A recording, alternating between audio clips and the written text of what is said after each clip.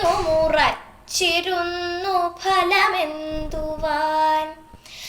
കന്നൽ നേർമിഴി രഹസ്യമായി വിടയൂഴി ദേവനെ അയച്ചതിൽ തന്നെ വസ്തുത തെളിഞ്ഞിടുന്നു തകരാറിലാക്കിയതു നീയൊരാൾ. വിദ്വാൻ P.G. നായർ എഴുതിയ നളോദയം എന്ന മഹാകാവ്യത്തിലെ ശ്ലോകം ഇവിടെ ചൊല്ലിയിട്ടുള്ളത് വടകര ഓർക്കാട്ടേരി സ്വദേശി 8ാം ക്ലാസ്സുകാരി ഗായത്രി. നളോദയം മലയാളത്തിലെ അവസാനത്തെ മഹാകാവ്യങ്ങളിലൊന്നാണ്. എല്ലാ ലക്ഷണങ്ങളും തികഞ്ഞ് മലയാളത്തിൽ എഴുതപ്പെട്ടിട്ടുള്ള മഹാകാവ്യങ്ങളിൽ അവസാനത്തെ ചില മഹാകാവ്യങ്ങളിൽ ഒന്നാണ് നളോദയം. അതിനുശേഷം വീരകേരളം എന്ന ഒരു മഹാകാവ്യം കൂടി ഉണ്ടായിട്ടുണ്ട്. ഋതുപർണനും ബാഹുകനും കൂടി ദമയന്തിയുടെ 2ാം വിവാഹത്തിൽ പങ്കെടുക്കാനായിട്ട് വിദർഭ നഗരത്തിലേക്ക് അല്ലെങ്കിൽ വിദർഭ രാജ്യത്തേക്ക് പോകുന്ന സമയത്ത്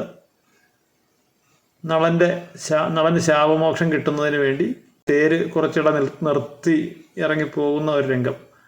അദ്ദേഹം തിരിച്ചു വരുമ്പോൾ ഋതുപർണൻ നളനോട് പറയുകയാണ്, നീ സമയത്ത് എന്നെ എത്തിക്കാത്തത് കാരണം മുഴുവൻ തകരാറിലായി. ഉന്നത പ്രതിഭനാം വിദർഭ നിർവരൻ, നല്ല ബുദ്ധിയുള്ളവനായ വിദർഭ രാജാവ് സുതയ്ക്ക് പതിയാകുവാൻ, മകൾക്ക് ഭൈമിക്ക് അല്ലെങ്കിൽ ദമയന്തിക്ക് പതിയാക്കുവാൻ എന്നെയാണ് ഉന്നി വച്ചിരുന്നത്, എന്നെയാണ് ആലോചിച്ച് വച്ചിരുന്നത്. ഭൈമിക്കും അതുതന്നെയായിരുന്നു ഇഷ്ടം, ഭൈമിയും അതുതന്നെയാണ് ആഗ്രഹിച്ചിരുന്നത്. അതുകൊണ്ടാണ് രഹസ്യമായി എൻ്റെ അടുക്കൽ ഒരാളെ പറഞ്ഞു വിട്ടത്, ഒരു സുന്ദര ബ്രാഹ്മണനെ പറഞ്ഞു വിടുന്ന ഒരു രംഗമുണ്ടല്ലോ, അങ്ങനെ പറഞ്ഞു വിട്ടിരുന്നത്. അപ്പോൾ അങ്ങനെ എല്ലാം അനുകൂലമായിരിക്കുന്ന ആ കാര്യം ഈ സമയത്തിന് മുമ്പ് നീ എന്നെ അവിടെ എത്തിക്കാമെന്ന് പറഞ്ഞ് എന്നെ തേരിൽ കയറ്റി കുറേ ദൂരം പോന്നു കഴിഞ്ഞിട്ട് ഇടയ്ക്ക് നിർത്തിയിട്ട് പോയി.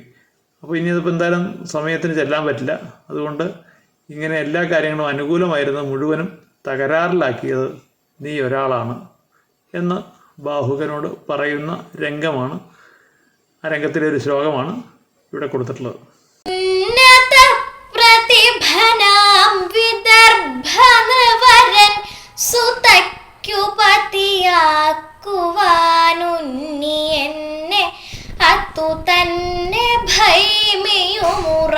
ചിരുന്നു ഫലമെന്തുവാൻ. കന്നൽ നേർമിഴി രഹസ്യമായി വിടയൂഴി ദേവനെ അയച്ചതിൽ തന്നെ വസ്തുത തെളിഞ്ഞിടുന്നു തകരാറിലാക്കിയതു നീയൊരാൾ.